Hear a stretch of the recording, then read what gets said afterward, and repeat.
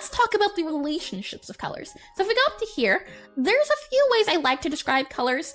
I like to describe them as either warm or cool. Everything on this side of the color wheel is warm, and everything on this side of the color wheel is cool. Usually you want your yellow as your brightest and your purple as your darkest. And what does that mean?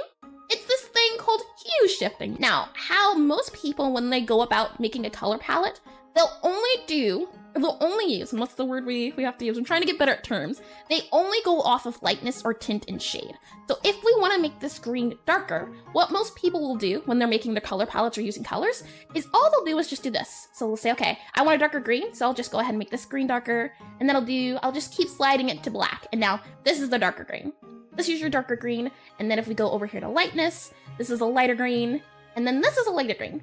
And this is all nice and dandy, right? This is fine. There's nothing wrong with this. If it's what you like, it's what you like. However, by using this guy here, so by using this color wheel here, by moving towards yellow, it'll give us a bit of a better flavor. And by moving towards purple, it'll give us a better flavor. If we were to make this green lighter by using the yellow and the purple, what you would do is you would bring this guy over to, let's say, yellow, right? So we go here, and then you might smudge it over just a bit.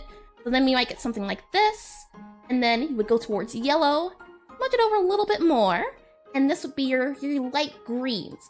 And then if we go back to this color here, and we go to this guy down here, we have a green, so if we want it to go darker, we have to go towards purple. So purple is in this direction. Purple is that cool color. You can kind of see, right? It feels warmer. It's still a green, but it's kind of a greenish yellow. So if we go back to our green here, we'll go ahead and slide it down towards that purple down there and slide it towards the left down here. I always love hue shifting. Hue shifting is one of my favorite things to do.